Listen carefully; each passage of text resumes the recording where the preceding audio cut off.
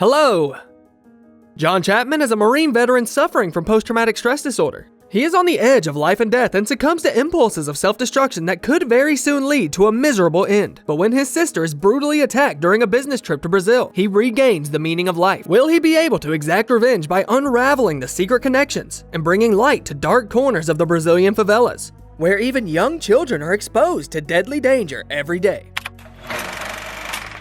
John Chapman puts 3 shot glasses in front of him. He leaves one empty, puts a bullet in the second, and 2 in the third. He takes turns naming his comrades who died in the war, thus counting which glass the last name will stop on. The count stops on the glass with 2 bullets, and he drinks whiskey from it. During the day, Chapman goes to restock his booze supplies when suddenly 2 robbers burst into the store. He stands in their way without any fear and advises them not to aim the gun at his stomach, as that kind of shot would leave the victim alive. The hero picks up the muzzle and suggests either shooting him in the chest or the head.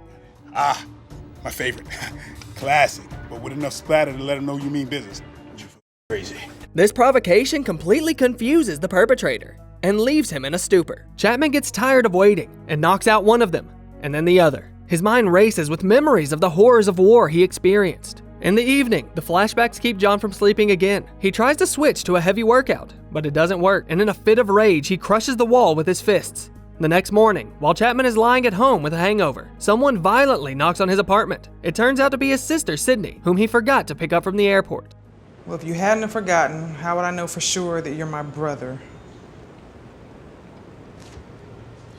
Knowing her brother's condition, she's not surprised by this. The girl tells him that she is going to stay here for a couple of days for a friend's wedding, after which she will return to Brazil to continue her charitable work in disadvantaged neighborhoods where crime is rampant. Her brother worries about her, but obviously there's no point in arguing. Sydney checks to see if her brother is taking pills to help his psychological condition, and it turns out that he has substituted them with mints. The girl leaves, and sometime later 2 Brazilian policemen, Catarina and Paulo, find her half dead on the ocean shore. News that the American citizen has been brutally attacked reaches the US ambassador in Brazil, and then Chapman, and he immediately flies to Rio de Janeiro to check on his sister in the hospital. Meanwhile, a detective named Thiago Santo and his partner, Carlo Baroro, visit the favelas to arrest several residents suspected of illegal arms smuggling. During the arrest, they were interrupted by Catarina and her partner, who were trying to scout out information about the assault from the locals. The girl resents the fact that Santo is acting out of his area of duty and mistreats the suspects. Santo retaliates by trying to intimidate Catarina. Do you have any witnesses? Any suspects? Any leads at all? The detective accuses her of being too soft on the locals and the rampant crime in their neighborhood, which almost caused them to let a US citizen die. But a rock flying into his back interrupts the detective's speech, and all those involved in the conflict and its witnesses nervously draw their weapons, threatening to start a shootout. Realizing that they're outnumbered, Santo puts down his gun and offers to settle the matter fairly, challenging the strongest capoeira fighter among the locals to a duel. Against him, he pits his partner, Baroro. The detective promises that if Baroro loses, his men will leave and no one will be arrested. During the fight, the huge policeman encounters no problems and easily knocks out the opponent, masterfully performing tricks and somersaults. Santo loudly declares that he and his men will come back whenever they want. The locals follow him with angry looks. In Brazil, Chapman is met by the ambassador, also a veteran, and his old acquaintance, Manny Ridley. They visit the hospital, where Chapman sees Sydney in a coma. And again, his mind is flooded with images of the dead bodies that shocked him once in the service. Santo, whom Manny introduces as the man in charge of investigating the case, also enters the room. The ambassador convinces Chapman to remain calm and leave all the work to the detective, who says that favelas are no place for tourists. Well, I'm not your regular tourist. Thiago takes the American to the scene of the crime. In the car, they exchange their gloomy views of the world, in which children grow up to be criminals, and God is unmerciful and incites wars. John is met by Catarina, but during their conversation, the veteran confuses the sound of the exhaust pipe of an old car with the sound of a gunshot and snatches the gun hanging from Catarina's belt. Santo asks his colleague to look after the nervous guest. The woman gives him a tour around the favelas and tells him that the salaries of the workers in the clinics and schools have long been paid by the drug cartels, and the government has abandoned the people in these areas. That's why the people here cover for criminals. This is a big problem for Catarina, because any careless action she takes as a representative of the law can lead to many victims and accidents. During a visit at the hospital, Cindy has a seizure, and Chapman calls a nurse to check her vitals.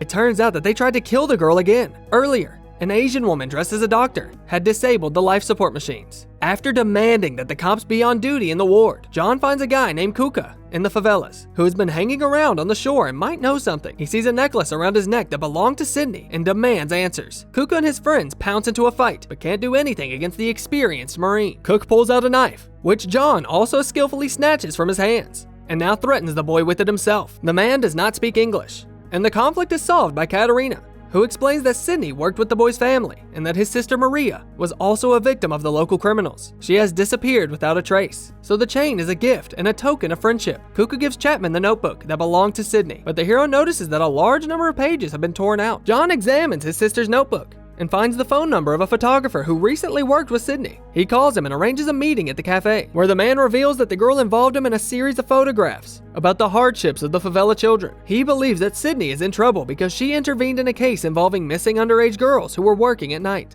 Everyone thinks they're dead, but your sister was convinced that there's something going on. She also asked the photographer to secretly take pictures of her meeting with the informant. The man declares that he gave all the pictures to Sydney. John hugs the man goodbye and steals a flash drive from his pocket. The photographer gets into his car and a deafening explosion occurs, which kills him and injures bystanders. Chapman gets flashbacks again, and he suddenly notices the girl who tried to kill his sister in the hospital nearby. He chases after her, and from around the corner in a black Jeep, thugs with machine guns drive out, barely dodging the bullets. He takes the gun from the guard, who became an innocent victim of the gunfire, and wounds the assailants, forcing them to escape. Soon after, in Ridley's office, the Marine tells him that the bandits had strange tattoos on their arms. Perhaps they were members of the Japanese diaspora, for the suspicious girl was also Oriental in appearance. On the flash drive, they also find pictures of Sydney with a man next to a certain nightclub, which Manny takes Chapman to. The man from the photo turns out to be a DJ, and John follows him into the bathroom, where he takes away his briefcase with documents and beats the address of a client who may have been involved in the attack out of the smuggler. The next day, Chapman, accompanied by Ridley, goes to pay his new target a visit. The place turns out to be a villa, where rich men spend time with beautiful girls. Meanwhile, Sato and his team are preparing to raid drug traffickers in the favelas. No pity. Just put them in the ground! Thiago prays before the raid. Many criminals are shot at random, without finding out if they are guilty. John enters the mansion, where his appearance is immediately reported to an Asian woman counting money on the second floor. She says that she'll take care of the problem herself and that it is not worth notifying boss Hirimoto. The guard invites Chapman to the balcony, from where the hero notices that unknown girls are being delivered to the villa, including Maria, Kuka's missing sister. At that point, the man is attacked from behind, but he quickly throws the noose off his neck and knocks out the guard. John finds where the kidnapped children are taken and hides from a mob of Yakuza bandits. The cleanup of the favelas continues. One of Sato's men also sees several Yakuza in black suits leading the children into their car and stops them. The detective praises his subordinate before suddenly taking a gun and killing him, releasing the Yakuza. The corrupt detective alerts his employer. The American girl? Everyone she could have talked to is dead. The girl replies that the detective will get his money later at the docks. She then calls her boss, Hirimoto, who reports that an American is interfering with business and must be eliminated. Thiago takes care of the problem. At the boss's reception is the same guy from the club, Lima, for allowing Chapman to have the documents. He is executed with a single strike of a katana. Chapman moves on and is discovered by Hirimoto's men. Using his briefcase and fists, he fights off 5 of them at once, but is suddenly interrupted by Santo and Barora. They point their guns at Chapman, demanding he stop and show them the briefcase with the documents. Katerina and her partner also arrive at the reports of gunshots, and through their presence, prevent Thiago from carrying out his plan. Chapman leads the policemen to the room where the girls were held, but it turns out to be empty. Then he shows the documents that prove the Yakuza's involvement in human trafficking, and Thiago asks him to hand over the briefcase in order to attach it to the case file. Mr. Chapman, why don't you give me Mr. Lima's briefcase? We'll handle it from here. As John hands over the briefcase and leaves, he suddenly realizes that he did not mention Lima's name in the conversation, which means that Thiago is also involved in the criminal enterprise. The Marine asks Katerina to go to the hospital to check on Cindy, while he goes after the detective and hides in his car. Katerina manages to arrive at the hospital a second before the killer does the irreversible and eliminates her. Oh yeah, I forgot. Freeze, please. Santo arrives at the docks, and John watches him from afar as the children are brought into the warehouse to be shipped to Japan. He calls Ridley and reports his disappointing findings. His friend does not approve of the Marine's intentions, who is not willing to wait for help to arrive, using all of his combat experience. Chapman hides from sight and gets rid of the bandits one by one, making his way farther and farther through the containers and barrels. Thiago is also nearby, and in a gunfight with him, John pushes a forklift that runs over the corrupt detective and clamps his leg. However, he is saved from death by Bororo, who whips out the Marine's gun and fights him in a capoeira technique. John deflects the attacks and is much more effective at striking without the excessive acrobatics. Santo gets out from under the rubble and tries to help Bororo, but finds himself much weaker than his partner. At this point, Hirimoto gets involved, cutting the Marine's arm with his sword. Chapman manages to dodge the sword strike as well, but the three opponents have already surrounded him. Santo tries to stab the hero with a knife, but as a result, the same knife ends up in his partner's leg, while the detective himself is knocked out. With one last move, John rips a cross from his neck and stabs the criminal in the heart area. That leaves the Yakuza boss for a duel with whom Chapman arms himself with 2 iron pipes. As he locks and guides the sword into his enemy's neck, Hirimoto reveals a concealed blade in the hilt and wounds the hero in the stomach. Put up a better fight than your sister. But he shouldn't have made John any angrier. The man gathers his remaining strength and finishes off the Yakuza with powerful blows to the head. The bleeding Thiago hands over the keys to his locker, where he keeps a list of everyone involved in the crimes. Cops, judges, even members of the government. Give it to Katarina. She will make it right.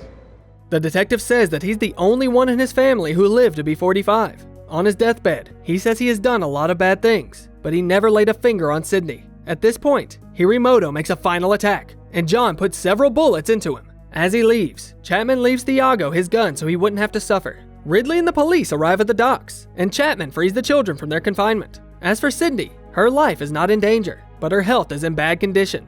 It's funny, I thought I'd feel better once I got these guys, but seeing Cindy like that today, man. Stop. Ridley is willing to pay for her treatment, on the condition that Chapman becomes an undercover intelligence agent. When do I start? Manny had no doubts about the answer, so John had already been given the nickname Falcon, an already familiar nickname from his days in the Marines. As always, you'll find the name of the movie in the description of the video. In the meantime, let us know in the comments. Did you immediately realize that Santo was playing on the bad guy's side? And don't forget to subscribe to the channel and like this video so more awesome stories come out as often as possible. Watch an interesting movie in a few minutes without rewind? Easy! We got a great looking audience tonight. The Sweet Popcorn channel has a mega convenient format waiting just for you. Short retellings of movies, from auteur films to Hollywood blockbusters. Pick up your unlimited ticket by clicking the subscribe button.